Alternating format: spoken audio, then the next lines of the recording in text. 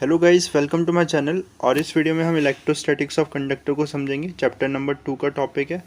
तो हम देखेंगे कि इलेक्ट्रिक फील्ड पोटेंशियल कंडक्टर पे जब चार्ज है रेस्ट पे है तब क्या होगा। ओके, तो चलो स्टार्ट करते हैं। मैं एनसीईआरटी लाइन बाय लाइन आपको एक्सप्लेन करूँगा। Conductors and insulators were described briefly in chapter number 1. Conductor contains mobile charge carriers. ठीक है, तो चैप्टर नंबर 1 में भी हम देख चुके हैं कि कंडक्टर और इंसुलेटर क्या होते हैं। और कंडक्टर्स में क्या होगा, मोबाइल चार्ज कैरियर्स। मोबाइल मतलब मूव कर सकते हैं चार कैरियर। ठीक है, चार कैरियर से मूव कर सकते। इंसुलेटर में चार्जेस मूव नहीं कर सकते। ओके, यही बेसिक डिफरेंस है कंडक्टर इंसुलेटर में। Okay, now in metallic conductors this charge carriers are electron. Metallic conductors में क्या होंगे, चार्ज कैरियर इलेक्ट्रॉन्स होते हैं, हमें पता है। Okay, now in a metal the outer valence electrons part away from their atoms and are free to move. ठीक है, तो मेटल में क्या होगा, जो वैलेंस इलेक्ट्रॉन है, वैलेंस इलेक्ट्रॉन आपको पता है, जो आउटर मोस्ट शेल में जो इलेक्ट्रॉन्स होते हैं वो वैलेंस इलेक्ट्रॉन हो गए। ठीक है, वो क्या करेंगे, एटम से अलग हो जाएंगे। कैसे अलग हो जाएंगे, they will gain thermal energy. ठीक है, थर्मल एनर्जी का कॉन्सेप्ट सब कुछ हम सेमीकंडक्टर में मैंने आप ऑलरेडी वीडियोस बना दिए। अगर आप वो चैप्टर भी देख लो स्टार्टिंग की वीडियोस तो आपको समझ में आ जाएगा और अच्छे से। ठीक है, वैलेंस बैंड के कॉन्सेप्ट को भी समझ सकते हैं, वैलेंस बैंड कंडक्शन बैंड के कॉन्सेप्ट से भी हम समझ सकते हैं। बेसिकली एनर्जी बैंड के कॉन्सेप्ट से कंडक्टर और इंसुलेटर और इसमें डिफरेंस। तो ओके, तो एनर्जी गेन करेगा थर्मल एनर्जी, तो क्या होगा, ये उससे अलग हो जाएगा। Okay, now this is a free electron obviously. Now the free electron forms a kind of gas. उससे पहले एक लाइन है, this electrons are free with in the metal but not free to leave the metal. तो ये electron metal में तो move कर सकता है, फ्री टू मूव है, बट मेटल से बाहर नहीं जा सकता। क्यों नहीं जा सकता, बिकॉज अगर सपोज ये इलेक्ट्रॉन से बाहर, मेटल से बाहर जाने लगेगा तो क्या हो जाएगा, मेटल में क्या जाएगा, क्योंकि इलेक्ट्रॉन तो बाहर जा रहा है तो पॉजिटिव चार्ज आ जाएगा। ठीक है, तो पॉजिटिव इलेक्ट्रॉन को क्या करेगा, अट्रैक्ट कर लेगा। मतलब एक पोटेंशियल बैरियर क्रिएट हो गया जो इसको इलेक्ट्रॉन इस मेटल से बाहर नहीं एस्केप होने देगा। ठीक है, आपको ये बात समझ में आ गई होगी। इसके बाद आगे बढ़ते हैं। The free electron form a kind of gas, they collide with each other and with the ions and move randomly in different direction. ठीक है, तो जो इलेक्ट्रॉन्स है वो क्या करेंगे, थर्मल एनर्जी गेन के लिए बहुत हाई वेलोसिटी से मूव करते हैं, रैंडम डायरेक्शन में मूव करते हैं और ये आपस में कोलाइड करेंगे, काइंड ऑफ गैस की तरह ये फॉर्म करेंगे और ये कोलाइड करेंगे एक दूसरे से भी। और आयन भी है ना, पॉजिटिव आयन भी यहाँ पर, उनसे भी कोलाइड करेंगे। Okay, in an external electric field they drift against the direction of the field. ठीक है, अगर जब एक्सटर्नल इलेक्ट्रिक फील्ड अप्लाई करेंगे हम तो क्या होगा, ये इलेक्ट्रॉन्स पे हमें पता है ना, नेगेटिव चार्ज पे इलेक्ट्रिक फील्ड के ऑपोजिट डायरेक्शन में फोर्स लगता है, तो ये इन पर ड्रिफ्ट लगेगा।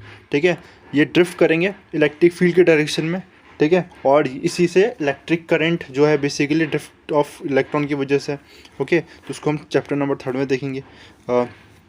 The positive ion made up of the nuclear and bound charge electron remain held in fix position. ठीक है, तो पॉजिटिव आयन जो बाउंड इलेक्ट्रॉन्स है, जो अपनी कंडक्शन की ड्यूटी पूरी कर रहे हैं, वो क्या करेंगे, जो अपनी उस अपनी ऑर्बिटिंग की ड्यूटी पूरी कर रहे हैं, वो क्या करेंगे, अपनी पोजिशन पर रहेंगे। Okay, now in electrolytic conductors the charge carriers are both positive and negative ions. Okay, तो चार्ज के जो इलेक्ट्रोलाइटिक सॉल्यूशन में क्या होता है, इलेक्ट्रो कंडक्टर्स में दोनों होते हैं पॉजिटिव नेगेटिव आयन। जैसे कि NaCl में सॉल्यूशन लेंगे अगर Na+Cl नेगेटिव, दोनों पॉजिटिव नेगेटिव आयन से हमें पता है। But the situation in this case is more involve. The movement of the charge carrier is affected both by the external electric field as also by the so called chemical forces. ठीक है, तो उसमें जो external electric field से भी affect होगा और chemical forces, जिसको हम चैप्टर नंबर 3 ऑलरेडी मैंने कुछ वीडियोस बना दी उसकी, उसे मैं कंप्लीट कर दूंगा। ओके, ओल्ड वीडियोस पूरी है तो आप उसे देख सकते हो, तो वहाँ पर इसके बारे में और डिटेल में बात करेंगे केमिकल फोर्सेस की। ठीक है, now we shall restrict our discussion to metallic solid conductor. लेकिन हम किस की बात करेंगे, बस metallic solid conductor, electrolytic conductor की बात नहीं करेंगे। ठीक है, now let us more note important result regarding electrostatics of conductor. ठीक है, कुछ रिजल्ट है, बहुत इंपॉर्टेंट रिजल्ट, इनको एक एक करके समझेंगे। इलेक्ट्रोस्टैटिक की बात है, ये ध्यान रखना, charges at rest. Okay, now inside a conductor electrostatic field is 0। Conductor के इनसाइड इलेक्ट्रिक फील्ड कितनी होगी, कोई भी कंडक्टर है उसके इनसाइड इलेक्ट्रिक फील्ड क्या होगी, 0 होगी। कैसे होगी 0, समझते हैं इसको।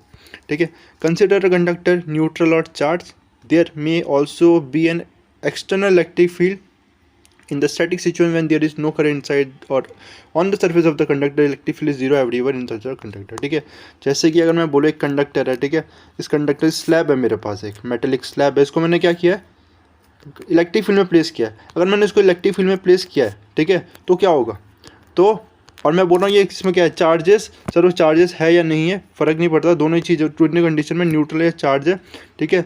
तो इसमें कोई करंट नहीं अगर, ठीक है, हम इलेक्ट्रोस्टैटिक की बात करें ना, कोई करंट नहीं फ्लो कर रहा है इस कंडक्टर में, उस केस में ये ध्यान रखना। तो करंट फ्लो नहीं कर रहा है, तो अगर मैं इसे इलेक्ट्रिक फील्ड में रखूँगा तो क्या होगा, तो क्या होना चाहिए, तो इसमें अगर यस अगर इसमें इलेक्ट्रिक फील्ड इनसाइड होती तो क्या करता वो, सपोज हमें मानते हैं कि इसके इनसाइड भी इलेक्ट्रिक फील्ड है, इस कंडक्टर के इनसाइड, पहले ये मान के चलते हैं, ठीक है, कंडक्टर के इनसाइड भी, मेटल के इनसाइड भी इलेक्ट्रिक फील्ड है। तो और जिसमें इलेक्ट्रॉन्स है, फ्री इलेक्ट्रॉन्स, ठीक है, जो मूव कर सकते हैं, अगर इनसाइड इलेक्ट्रिक फील्ड होती तो मूव नहीं करते क्या, बिल्कुल मूव करते, वो उसे फोर्स लगता और वो मूव करते, मूव करता तो इसमें करंट होता, और हम बोले इसमें करंट नहीं है, ठीक है, इसलिए इसके अंदर फील्ड नहीं हो सकती, इसके अंदर inside the conductor electric field नहीं हो सकती, ठीक है। एक बार फिर से रिपीट करता हूँ, हम बोल रहे हैं इसमें करंट नहीं है ना, इलेक्ट्रोस्टैटिक की बात की, कंडक्टर है इसमें करंट नहीं है, और करंट नहीं है अगर इलेक्ट्रिक फील्ड में रखा है इसको हमने, तो क्या होगा, तो इसमें कैसे हो सकती है, अगर सपोज इलेक्ट्रिक फील्ड में रखा है और सपोज मैं मानता हूँ कि इलेक्ट्रिक फील्ड है इनसाइड, तो इलेक्ट्रॉन पे फोर्स लगेगा और फोर्स लगे तो मूव करेंगे, तो करंट होना चाहिए, लेकिन हम बोल रहे करंट नहीं है, ठीक है, इसलिए इनसाइड इलेक्ट्रिक फील्ड नहीं होगी। इसको फिर एक दूसरे तरीके से भी समझते हैं, ठीक है, वो देखते हैं आगे। This fact can be taken as a defining property of the conductor, ठीक है। और एक और चीज़ देखो, इसमें आगे लिखा है वैसे, a conductor has free electrons as long as the electric field is not zero, the free charge carrier would experience force and drift. In the static situation, the free charge carrier have to decide themselves that the electric field is zero everywhere inside, ठीक है। तब देखो इसी चीज़ को समझते हैं कैसे होगा एक्चुअल में। मैं तो ये तो बोल रहा हूँ कि इलेक्ट्रिक फील्ड जीरो होनी ही चाहिए, लेकिन कैसे होनी चाहिए, कैसे होगा, जैसे जो इलेक्ट्रिक फील्ड लगेगी ना, जब बाहर से एक्सटर्नल इलेक्ट्रिक फील्ड है, अब इलेक्ट्रॉन पे ऑब्वियसली इलेक्ट्रिक फील्ड क्या करेगा, हमें पता है फोर्स कहाँ लगेगा, ई है ना, इलेक्ट्रिक फील्ड के ऑपोजिट डायरेक्शन में, तो इलेक्ट्रॉन है वो कहाँ आएंगे, उस पर फोर्स कहाँ लगेगा, इस डायरेक्शन के ऑपोजिट, तो सारे इलेक्ट्रॉन यहाँ आ जाएंगे। अगर इलेक्ट्रॉन यहाँ आ गए, यहाँ पॉजिटिव चार्ज हो गया, क्योंकि नेगेटिव चार्ज इधर चल गया, पॉजिटिव चार्ज, तो इनसाइड भी क्या हो जाएगी, सारे इलेक्ट्रॉन यहाँ चले गए, तो एक इलेक्ट्रिक फील्ड इनसाइड भी क्रिएट हो रही है, ठीक है। और वो क्या होगा, जो एक्सटर्नल इलेक्ट्रिक फील्ड के बिल्कुल इक्वल होगा, equal and opposite to external electric field, ठीक है। एक्सटर्नल इलेक्ट्रिक फील्ड इस डायरेक्शन में, ये वाली जो इंड्यूस इलेक्ट्रिक फील्ड इस डायरेक्शन में कितनी है, बराबर है दोनों, ठीक है, दोनों बराबर है, तो नेट इलेक्ट्रिक फील्ड जीरो, इसलिए नेट इलेक्ट्रिक फील्ड जीरो हो जाएगा, ठीक है, बात समझ में आ गई होगी, ठीक है। इसलिए उसमें कभी भी इलेक्ट्रिक कंडक्टर के इनसाइड इलेक्ट्रिक फील्ड जीरो होगा, ये बात याद रखना बहुत इंपॉर्टेंट है, ओके। नाउ या so this is electric field, electrostatic field is zero inside a conductor everywhere, है ना, हर जगह इनसाइड जीरो होगा। सेकेंड प्रॉपर्टी में आते हैं फिर, at the surface of a charge conductor electrostatic field must be normal to the surface at every point, ठीक है। तो क्या बोला है कि जो कंडक्टर है इसके सरफेस में हर जगह कहाँ होगा, इलेक्ट्रोस्टैटिक फील्ड नॉर्मल होनी चाहिए, ठीक है, परपेंडिकुलर होनी चाहिए हर एक पॉइंट सरफेस में, ठीक है। क्यों होनी चाहिए देखेंगे अभी, ठीक है, वैसे हम इक्विपोटेंशियल सरफेस में इस चीज़ को समझ चुके हैं, ठीक है, फिर भी इसमें भी देखेंगे। देखो, if E were not normal to the surface it would have some non zero component along the surface, ठीक है। अगर सपोज मैं बोलता हूँ कि इलेक्ट्रिक फील्ड का सपोज एक कंडक्टर है, ठीक है, इसके सरफेस में नॉर्मल नहीं है, सपोज कुछ एंगल पे है ना, ये इलेक्ट्रिक फील्ड है, टेंजेंशियल है, इसका कोई कंपोनेंट है अगर इस डायरेक्शन में सपोज इलेक्ट्रिक फील्ड, तो उसका क्या कर सकता हूँ मैं, कंपोनेंट में रिजॉल्व कर सकता हूँ इसको, ठीक है। तो इलेक्ट्रिक फील्ड का कोई कंपोनेंट तो क्या होगा, टेंजेंशियल होगा इस कंडक्टर के, ओके, इस डायरेक्शन में होगा ना, अलॉन्ग दिस हॉरिजॉन्टल कंपोनेंट होगा इसका इलेक्ट्रिक फील्ड का, अगर ये नॉर्मल नहीं है तो, ठीक है। अगर ऐसा होगा तो यही समझ लो पहले, तो क्या होगा, तो ये इलेक्ट्रॉन पे फोर्स लगाएगा, ऑब्वियसली इलेक्ट्रिक फील्ड अगर इस पे है तो फोर्स लगाएगा ना इलेक्ट्रॉन पे, और इलेक्ट्रॉन में फोर्स लगाया, चार्ज कैरियर पे फोर्स लगाएगा तो करंट होगा। और हम क्या बोल रहे हैं कि इसमें करंट नहीं है, इलेक्ट्रोस्टैटिक की कंडीशन है, ठीक है, चार्जेस एट रेस्ट की हम बात कर रहे हैं, तो करंट इसलिए क्या होगा, नॉर्मली होना चाहिए। देख तो इसमें भी देखते हैं, free charges on the surface of the conductor would then experience a force and move. In the static condition, therefore, E should have no tangential component. कोई भी tangential component नहीं होना चाहिए, क्योंकि फिर फोर्स लगेगा इलेक्ट्रॉन पे और वो मूव करेंगे और करंट होगा, जबकि हम इलेक्ट्रोस्टैटिक की बात कर रहे हैं, okay. This electrostatic field at the surface of the charge conductor must be zero to the surface at every point, ठीक है, इसलिए जीरो होना चाहिए, ठीक है। आप आई होप ये बात समझ में आ गई होगी। For a conductor without any surface और density field is zero even at the surface. 5 result में इसको और समझेंगे, ठीक है। थर्ड पॉइंट देखते हैं, the interior of a conductor can have no excess charge in the static situation. कहने का मतलब स्टैटिक सिचुएशन मतलब चार्जेस जब रेस्ट में है तब अगर कंडक्टर पे चार्ज भी है तो वो चार्ज का होगा, इनसाइड नहीं होगा, ठीक है। ये है, देखते हैं एक्सेस चार्ज जो इनसाइड नहीं होगा, कहने का मतलब यही है, सरफेस पे होगा। Okay, now a neutral conductor has equal amount of positive and negative charges in every small volume और सरफेस एलिमेंट, ठीक है। न्यूट्रल कंडक्टर है, कोई एक्सेस चार्ज नहीं है उसमें, तो क्या होगा, ऑब्वियसली जो जितना पॉजिटिव चार्ज है उतना नेगेटिव चार्ज होगा, और वो पूरे ही के पूरे वॉल्यूम में इक्वली डिस्ट्रीब्यूटेड होगा, ठीक है। हर एक वॉल्यूम में जितना पॉजिटिव चार्ज है उतना ही नेगेटिव चार्ज होगा, ठीक है। Now when the conductor is charge, the excess charge can reside only on the surface in the static situation. क्या बोला है कि अगर कंडक्टर को हम चार्ज करते हैं, एक्सेस चार्ज देते हैं उसमें, तो क्या होगा, तो जो चार्ज है वो सरफेस में रहेगा, ठीक है, वो सरफेस में रहेगा। Okay, now this follows from the Gauss's law. इसको देखते हैं गॉसेस लॉ से। Consider any arbitrary volume element V inside the conductor. Conductor कैसा भी कंडक्टर आप ले सकते हो, ओके, कोई भी कंडक्टर है ना, उसमें हम क्या करें, स्मॉल वॉल्यूम ले लें, जैसे कि मैंने क्यूब ले लिया, ओके। आप कोई सा स्पेयर ले सकते हो कंडक्टर, ओके। तो वॉल्यूम होगा इनसाइड इसके, छोटा सा वॉल्यूम हमने कंसीडर किया वी, ओके, इनसाइड कंसीडर करना, ठीक है, इसको पूरा ध्यान रखना। Now on the surface, close surface as bounding the volume element, है ना। एक क्लोज सरफेस भी हम ले सकते हैं ना, एक क्लोज सरफेस जो इस वॉल्यूम को क्या कर रही है, बाउंड कर रही है, ठीक। गॉसेस लॉ अप्लाई करने के लिए ये तो था, गॉसियन सरफेस लेते हैं, क्लोज सरफेस, ओके। तो फ्लक्स निकालेंगे, ऑब्वियसली आपको पता है हम कैसे करते हैं ना। तो फ्लक्स ऑन दस the on the close surface bounding the volume electrostatic field is zero, ठीक है। तो उसमें क्या है, जो इलेक्ट्रिक फील्ड है यहाँ से वो ज़ीरो है, ओके। ज़ीरो क्यों है, हम ये ऊपर देखा था हमने ना, कि जब अगर इलेक्ट्रिक फील्ड होती है इसमें, तो क्या होगा, जो चार्जेस है फिर वो तो मोशन करें, वो तो इलेक्ट्रॉन मूव करना स्टार्ट करेंगे, ओके। तो इसलिए इलेक्ट्रिक फील्ड इसमें नहीं हो सकती है ना। ये ऊपर हमने देखा था कि एक्सटर्नल फील्ड के लिए भी देखा था, वैसे भी अगर बाहर से एक्सटर्नल फील्ड नहीं भी है तब भी कोई इलेक्ट्रिक फील्ड नहीं होगी, ठीक है। अगर इलेक्ट्रिक फील्ड होगी तो क्या होगा, इसमें चार्जेस पे फोर्स लगेगा इलेक्ट्रॉन पे, और वो क्या करेंगे, तो करंट होगा। और हम क्या बात कर रहे हैं, चार्जेस है, ट्रस्ट की बात कर रहे हैं, ठीक है। तो कोई भी इलेक्ट्रिक फील्ड इसमें नहीं होगी, ओके। नाउ इलेक्ट्रिक फील्ड नहीं है तो टोटल फ्लक्स कितना होगा, फ्लक्स क्या होता है, electric field D S, okay. इस वॉल्यूम में D V D S, sorry E into D S हो जाएगा, ठीक है, ओके। इस सरफेस से, स्मॉल सरफेस से, हाँ, और क्या हो जाएगा, फ्लक्स, फ्लक्स ज़ीरो आएगा, क्योंकि कोई फ्लक्स नहीं होगा। अगर फ्लक्स ज़ीरो है ना, फ्लक्स ज़ीरो, इलेक्ट्रिक फील्ड नहीं है, पहली बात तो ये याद रखना, इसमें इलेक्ट्रिक फील्ड नहीं है, इलेक्ट्रिक फील्ड नहीं है तो फ्लक्स भी ज़ीरो होगा, है ना। फ्लक्स ज़ीरो होगा, और फ्लक्स का ये गॉसेस लॉ से क्या आता है, फ्लक्स का चार्ज इन क्लोज, हम क्लोज सरफेस कंसिडर कर रहे हैं ना, upon epsilon not. Flux zero कब होगा, यानी कि कोई चार्ज इनसाइड नहीं है, यानी कि जो इसके इनसाइड भी कोई चार्ज नहीं है, जो हमने क्लोज सरफेस कंसिडर किए अंदर इस वॉल्यूम को, ओके, वहाँ पर कोई भी चार्ज नहीं है, इनसाइड कोई चार्ज नहीं हो सकता। तो मैं एक दूसरी तरीके से आपको समझाता हूँ, ठीक है। वो ये कि अगर देखो इसमें अगर चार्ज होता, सपोज पॉजिटिव चार्ज इनसाइड होता, सपोज होता, ठीक है, तो क्या होता, तो एक्सेस पॉजिटिव चार्ज ऑब्वियसली, तो इसकी वजह से इलेक्ट्रिक फील्ड होती, ओके। इलेक्ट्रिक फील्ड होती है तो क्या करते हैं, जो इलेक्ट्रॉन है इसे फोर्स लगता है और ये एकदम सही से न्यूट्रलाइज करने के लिए आ जाता है, इसलिए कभी भी चार्ज इनसाइड द कंडक्टर नहीं होगा, ठीक है। आई होप ये समझ में आया होगा। इसके बाद आगे बढ़ेंगे हम। Thus the total electric flux throughout the is zero.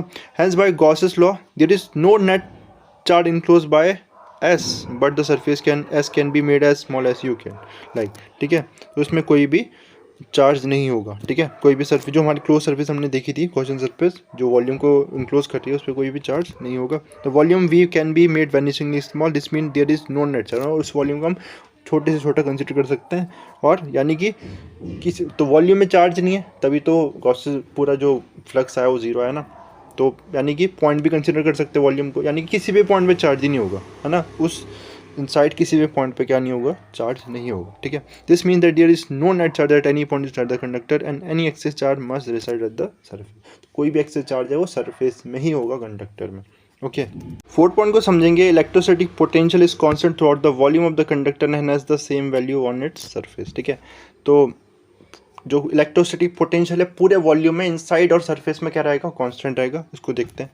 This follows from result 1 and 2 above. Since E is zero inside the conductor and has no tangential component on the surface, no work is done in moving a small test charge within the conductor and on this surface. तो हमने अभी देखा ना, जो electric field होगी हमेशा क्या होगा, नॉर्मल होगा सरफेस से, कंडक्टर के सरफेस हमेशा नॉर्मल होगा। क्यों होगा, सेकेंड पॉइंट में डिस्कस किया था, ठीक है। नॉर्मल है, टेंजेंशियल कंपोनेंट नहीं है अगर, ठीक है, तो क्या होगा, तो हमें एक यूनिट पॉजिटिव चार्ज को कंडक्टर में किसी भी पॉइंट में मूव करने के लिए क्या करना पड़ेगा, कोई वर्क नहीं करना पड़ेगा। वर्क तो हम इलेक्ट्रिक फील्ड के अगेंस्ट ही करेंगे ना, ठीक है, वर्क तो इलेक्ट्रिक फील्ड के अगेंस्ट ही करेंगे, और इलेक्ट्रिक फील्ड का कोई भी कंपोनेंट टेंजेंट कंपोनेंट नहीं है, ठीक है, इसलिए वर्क डन जीरो आ रहा है, यानी कि पोटेंशियल डिफरेंस भी क्या है, पोटेंशियल डिफरेंस हर एक पॉइंट पे, किसी भी पॉइंट पे इनसाइड और सरफेस में जीरो है पोटेंशियल डिफरेंस, यानी पोटेंशियल कांस्टेंट है, ठीक है, तभी तो पोटेंशियल डिफरेंस जीरो है। ओके, सो इसलिए पोटेंशियल क्या होगा, सेम होगा। That is there is no potential difference between any two point inside और एनी ऑफ द सरफेस, ठीक है, पोटेंशियल डिफरेंस जीरो रहेगा। Hence the result if the conductor is charge electric field normal to the surface exist, this means potential will be different for the surface and point just outside the surface, ठीक है। ना इसके बाद क्या लिखा है, if the conductor is charge electric field normal to the surface exist. बिल्कुल, तो अगर वो चार्ज है ये कंडक्टर चार्ज हो, इसके बाहर क्या होगी, इलेक्ट्रिक फील्ड होगी जो नॉर्मल होगी इसके, ठीक है, और जो बाहर पॉइंट होगा वहाँ पर सरफेस के आउटसाइड जो पॉइंट होगा वहाँ पर तो पोटेंशियल वहाँ डिफरेंट होगा ऑब्वियसली, ठीक है, लेकिन सरफेस में और इनसाइड सेम रहेगा। Okay, in a system of conductor of arbitrary size shape and charge configuration इस conductor is characterised by a constant value of potential but this constant may differ from conductor to other. Okay, लेकिन जो conductor इसको हमने देखा ना, potential क्या है, value same है, पूरे कांस्टेंट है पूरे थ्रू आउट द वॉल्यूम, ये अलग अलग शेप साइज कंडक्टर का अलग अलग होगी, लेकिन उस पूरे वॉल्यूम के लिए वो भी जो भी शेप साइज का कंडक्टर है उसके लिए वो कांस्टेंट है, ठीक है। तो नाउ नेक्स्ट पॉइंट पे बात करते हैं फिर, electric field at the surface of charge conductor, ठीक है।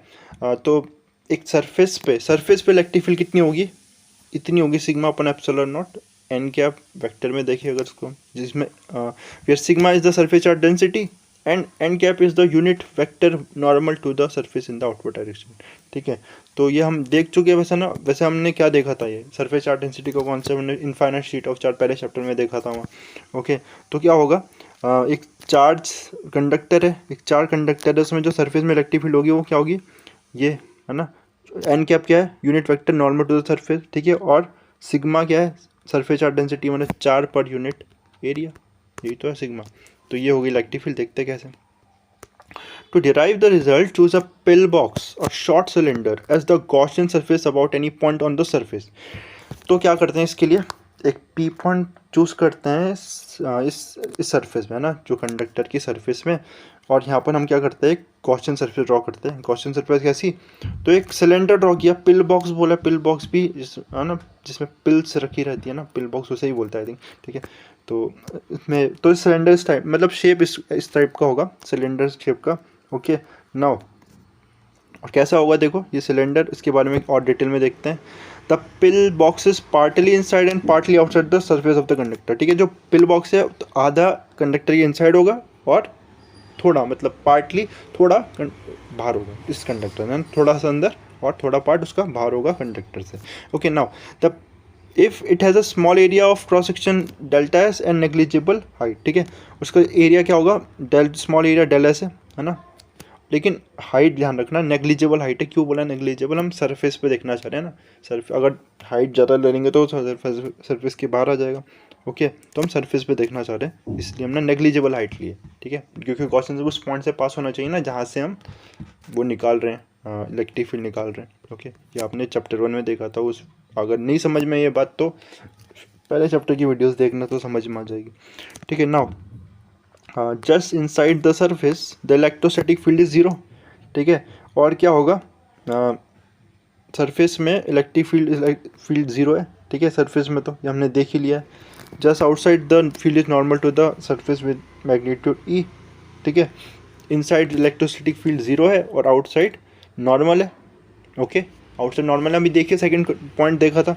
दस the contribution of total flux through the pill box come only from the outside cross section of the pill, ठीक है, इनसाइड तो जीरो है ना, जो इनसाइड पार्ट भी है गॉसियन सरफेस का, जो फ्लक्स निकलेगा इस ऊपर वाले पार्ट से, ये सर्कल से है ना, मतलब इस पूरे गॉसियन सरफेस से जो भी फ्लक्स निकल रहा है वो कहाँ से आ रहा है, जो आउटवर्ड पार्ट है कंडक्टर का, है ना, क्योंकि क्या होगा देखो, और दूसरी बात चार्ज भी वहीं पर है, इनसाइड तो इलेक्ट्रिक फील्ड जीरो है, तो जो फ्लक्स है, फ्लक्स बेसिकली क्योंकि इलेक्ट्रिक फील्ड क्या है, आउटसाइड ही है, नॉर्मल है और आउटवर्ड है, ठीक है, इनसाइड तो इलेक्ट्रिक फील्ड है नहीं, तो जो फ्लक्स होगा जो भी वो इस पार्ट से आ रहा है ना, इस पार्ट से आ रहा है, ठीक है, फ्लक्स, तो इससे निकलेगा फ्लक्स।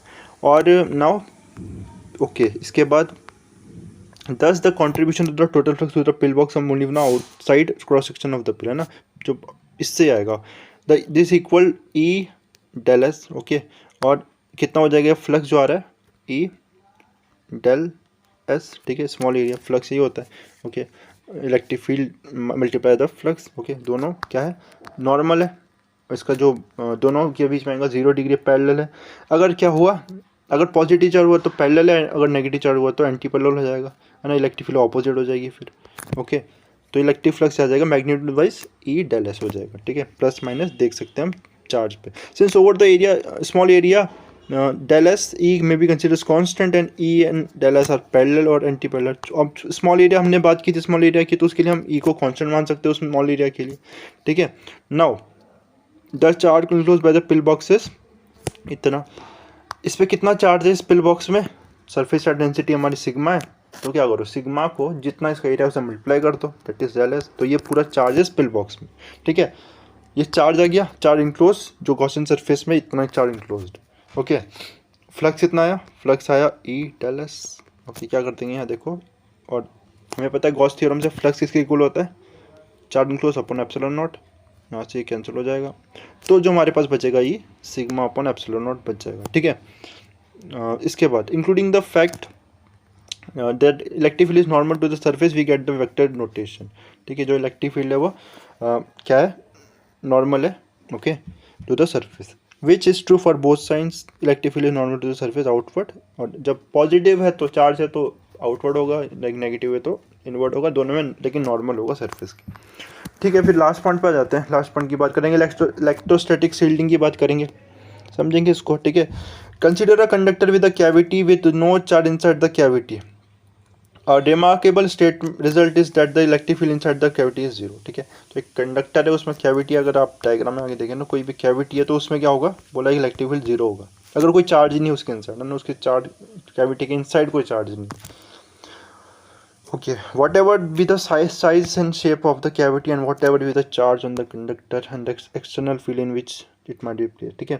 तो इससे फर्क नहीं पड़ता कि चार्ज कितना है कंडक्टर में या बाहर एक्सटर्नल फील्ड है या नहीं है, ठीक है, कोई भी एक्सटर्नल फील्ड है या नहीं है, कितनी है उससे भी फर्क नहीं पड़ता। इनसाइड हमेशा कैविटी के इनसाइड क्या होगा, हमेशा चार्ज जीरो होगा, अगर उसमें कोई चार्ज नहीं, उसमें हाँ उसमें इलेक्ट्रिक फील्ड जीरो होगी, कोई चार्ज नहीं है। तो we have proved a simple case of the result already, the electric field inside the charge spherical shell is zero, ठीक है। तो चार्ज स्पेरिकल शेल में जो इलेक्ट्रिक फील्ड होती है वो जीरो होती है, ये हमने उसमें देखा था ना पहले चैप्टर में, मैंने वीडियो बनाई, आप देखना उसको प्लेलिस्ट में जाके चैप्टर 1 की, तो आखिरी जो है shell, the proof of the result for the shell makes use of the spherical symmetry of the shell, तो हमने देखा था वहाँ शेल के इनसाइड जीरो होती है इलेक्ट्रिक फील्ड, ठीक है।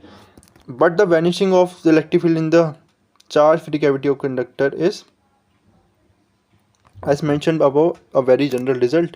A related result is that even if the conductor is charged or charges are induced on a natural neutral conductor by an external field or charges reside only on the outer surface of the conductor, ठीक है। लेकिन जो हमने देखा result वो किसके लिए था, जब चार्ज उसमें मैंने स्पेरिकल चार्ज शेल की बात की थी, अगर सपोज न्यूट्रल कंडक्टर है, एक न्यूट्रल कंडक्टर कोई चार्ज ही नहीं उसमें, और हमने इलेक्ट्रिक फील्ड में रखा, तब भी क्या इलेक्ट्रिक फील्ड उसमें जीरो होगी, इनसाइड कैविटी में बिल्कुल जीरो होगी, ठीक है, तब भी जीरो होगी, ठीक है। तो हमने बस वहाँ पर किसी बात की थी चार्ज स्पेरिकल शेल की, ठीक है। बाहर से भी इलेक्ट्रिक फील्ड है, जो कंडक्टर हमारा न्यूट्रल है, तब भी इलेक्ट्रिक फील्ड जीरो होगी उस कंडक्टर की कैविटी में, ओके।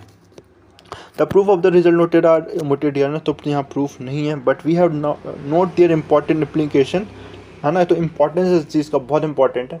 इलेक्ट्रोस्टैटिक शील्डिंग की अभी बात करते हैं।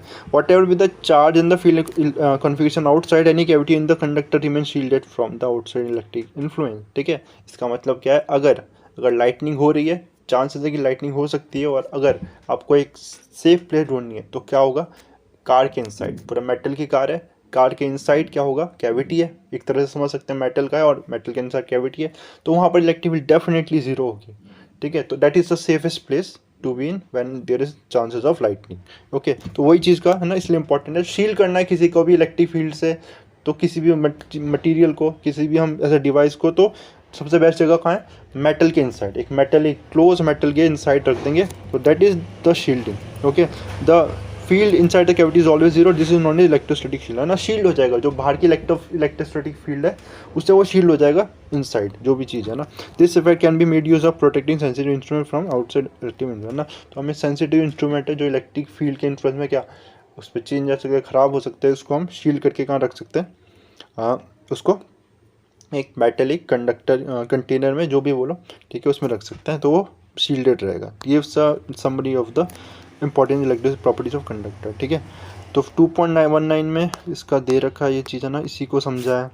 तो इलेक्ट्रोफील्ड इसमें ज़ीरो है, density surface charge density zero है। इलेक्ट्रिक फील्ड भी जब होगी तो क्या होगा तब भी, और कैसे होगा ये ज़ीरो तो हम देख ही चुके हैं ना, जो चार्जेस हो जाएंगे इधर मूव कर जाएंगे, इलेक्ट्रॉन इधर मूव कर जाएंगे, पॉजिटिव इधर, ओके।